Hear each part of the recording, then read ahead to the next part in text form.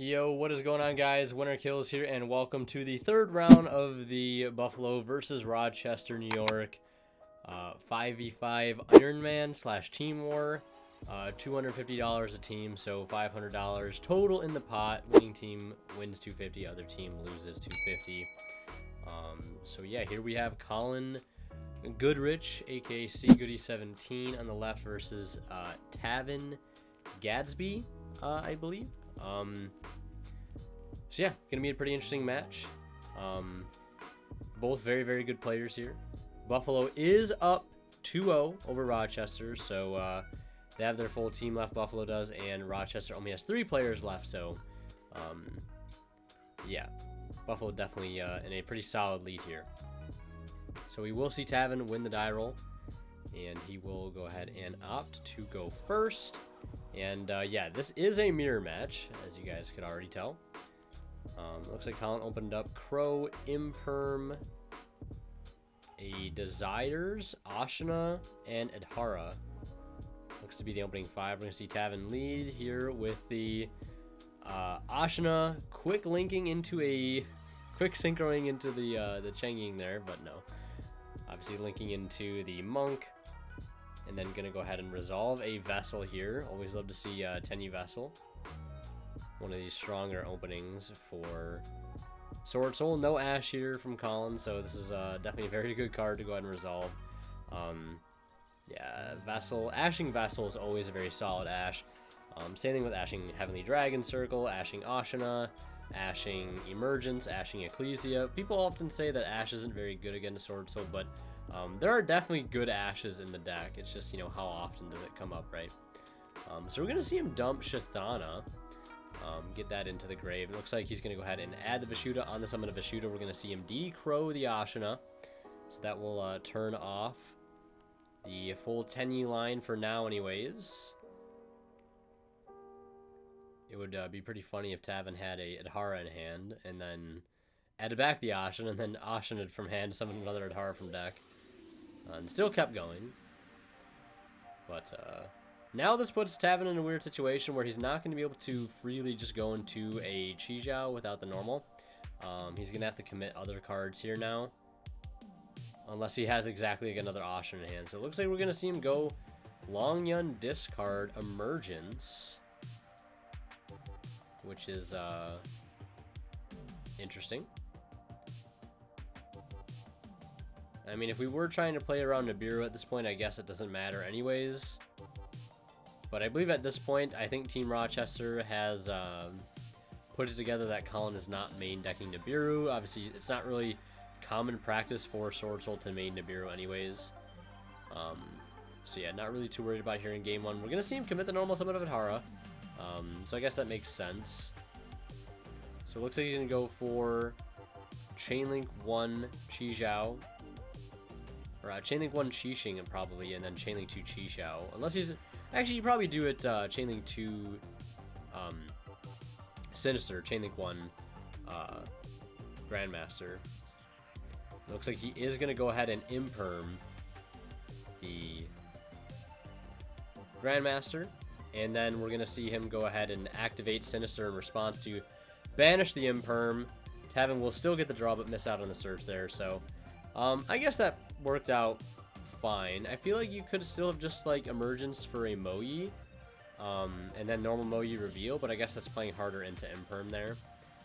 This way you at least get your Chijiao on field. Yes, you know, it's a suboptimal normal summon. But you know, you still at least get Grandmaster on board. Whereas the other way, if you go normal, like you go Emergence for Moyi and you get Imperm there, you miss out on the Chijiao, which is something you definitely want to have on board at least against Swordsoul. So we're going to see Tavin banish the Desires, and then we're going to see him banish the Ashina on summon. Looks like Colin did draw into, I want to say, looks like double Moyi. Or might have drawn Moyi Long Yun and then drawn another one of those cards, another Moyi for turn. But now that Qixing has been successfully forced out for both of its interruptions, Colin is going to throw down the Long Yun and then slap a Baron on the table. And then Long Yun to go ahead and burn 12. It's just burn 12 left and right. Colin down to 32, I believe. Sinister has put in a lot of work here. And it looks like on resolution, we're going to go ahead and see a Called by the Grave from Tavin, banishing a Moe. So this will stop a potential normal summon of the Moe here in the mirror, but it's also unfortunately going to hurt Tavin a little bit as well, as Moe will not be able to activate its effect on his next turn either, because Called by the Grave has that lingering effect. Colin also might have drew Nataya here. So I did see 2 level 4 Sword Souls in hand. We know he didn't start with any of them. So yeah, his desires and draw for turn had to have been a combination of Long Yun, Moe, Taya. Because the opening hand was Crow, Imperm, Ashina, Adara, Desires. Yeah, so we can put, 2 and 2 together there. So yeah, it looks like he does have Taya in hand. So this heads up Called by here, not going to put in as much work as he would think. But this does put Colin in a weird situation, because now, if he does commit the normal summon to Taya, Tavin will have to respond with the Chi Jiao, forcing Colin, if he wants to keep playing, to respond with a Baron. And then arguably you're giving up your most important and valuable interruption that you have on field. And it's only a one-time thing, so you've got to use it wisely. Tavin also having Shithana and Vashuda engraved, so that's giving that monk on field a lot of value as a target to try to get rid of this turn. Otherwise, Vashuda's live, and, Shithana can potentially be a problem. But, Taya does do a lot on its own, especially because of Boxia being a win, getting those, the double spin. So he might just have to go ahead and use the battle phase here, and I think that's what Team Buffalo is, probably talking about right now, that they might just have to go ahead and use the battle phase here. They don't want to attack over the monk, obviously, because that would trigger Shithana, and that is just probably a throw. Yeah, because, you could arguably go Baron, attempt to pop Chi Jiao, but then they just simply respond with the Baron, or you go Baron, pop Chi Jiao, then they go Chi Jiao chain, target Baron to negate. And I guess at that point, it's fine, but then you still don't clear the Chi Jiao, so you still have to use your battle phase anyways. And then your Baron's negated, which you don't want. So it looks like we're going to see him attempt to go battle phase, and it looks like, I'm assuming this is happening in battle phase, unless there's a reason for them to do it in main phase. But it looks like he is going to just attempt to Chi Jiao the Baron. Thinking pretty carefully on what he wants to banish, if he's going to use it anyways. It looks like he will just opt to not use the Chi Jiao here. And then, yeah, so battle phase, he'll run over the Chi Jiao. Main phase 2, normal summon the Taya here, uncontested. Really, really good card to have at this point. And you got to go for the Boxia. Boxia will out the Monk. It will out the Qixing. Basically putting him on top deck next turn.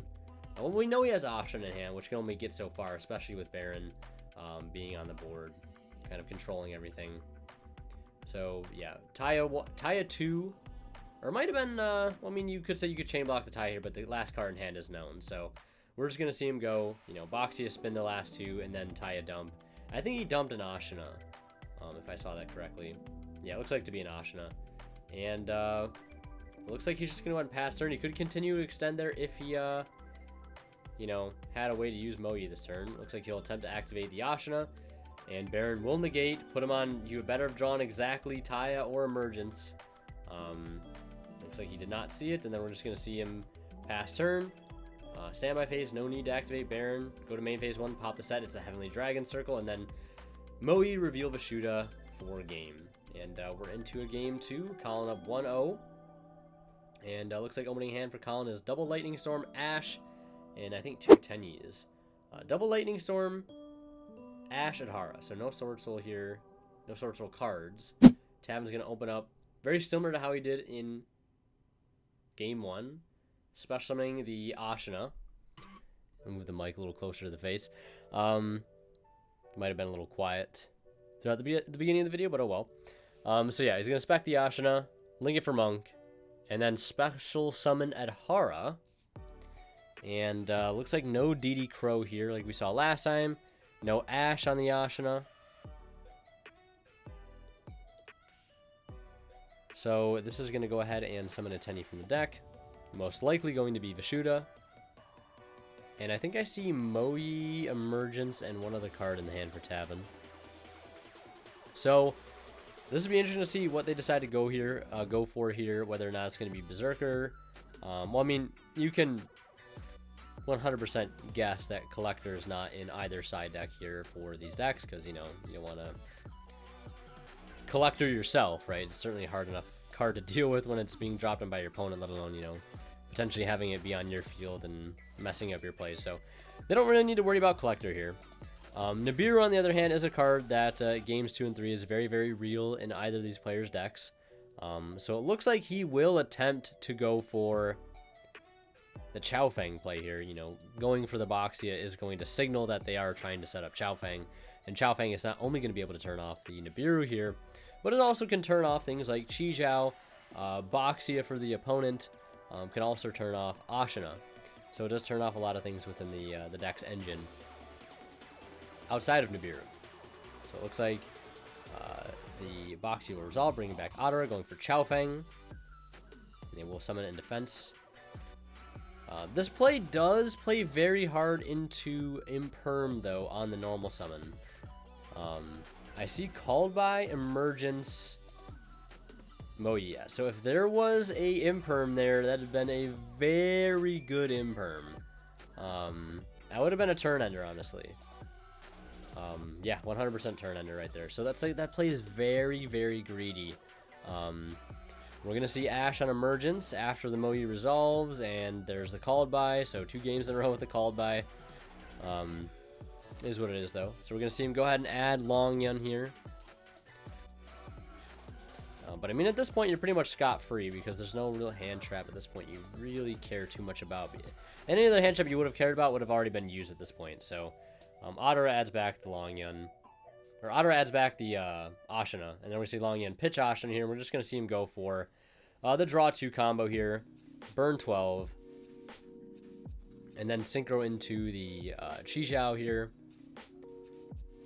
I imagine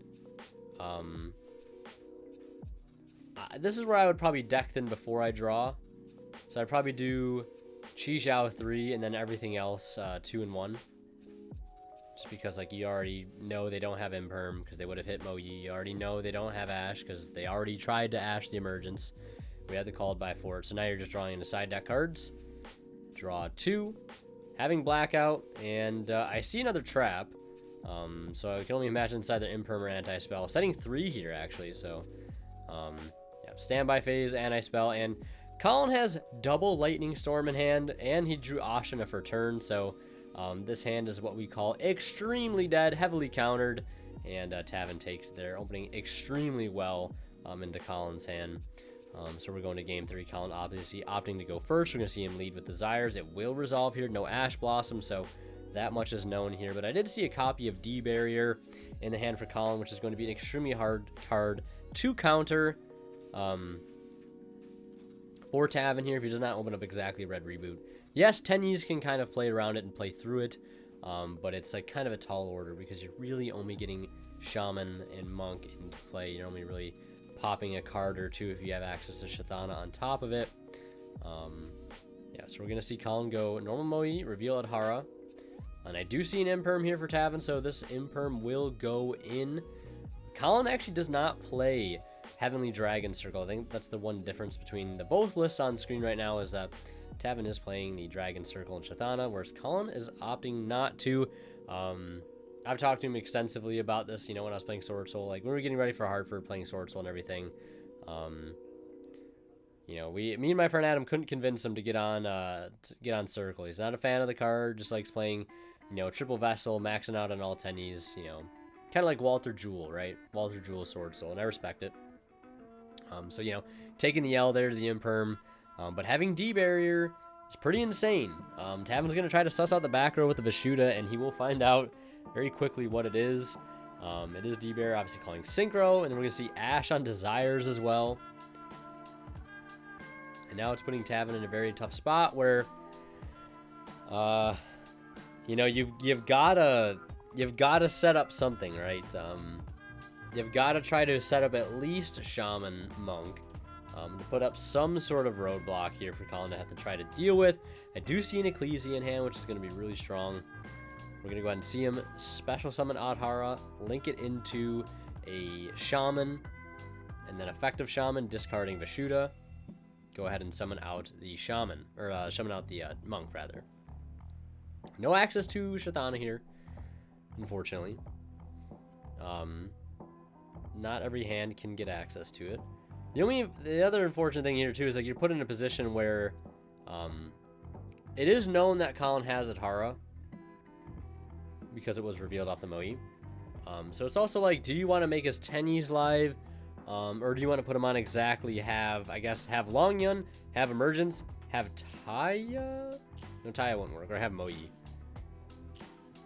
But Colin has both Ecclesia and Taya, which is very strong here, and 2 Tenyi's. Then we're going to see him special summon the Ecclesia, and that Ecclesia is going to put in a ton of work here, allowing him to get into Chi Zhao without burning the normal summon. Chainlink 2 Moe, Chainlink 1 Chi Zhao here, and has an Emergence in hand too. That was his draw off of the Moe, and he's going to go ahead and secure the Blackout. And then activate Emergence. No Ash here. Otherwise, that definitely would have been ashed. And then Long Yun, special summon, discard Vishuddha.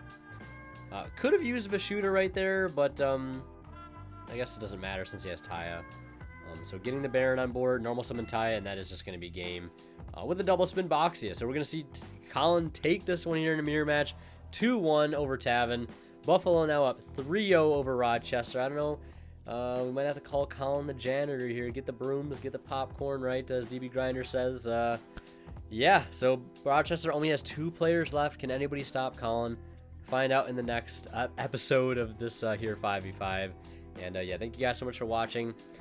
Check out one of the videos on the bottom of the screen right now if you want to see more of my content. More 5v5 stuff coming soon. More locals feature matches stuff coming soon, etc., etc. So last but not least, a huge shout out goes to our Divine Level channel members who are Tweeter0226, Pony Start, Cadillacs84, Justin Lamb, and HTH Cyber. Thank you guys so much as always for extremely kind and generous support of the channel.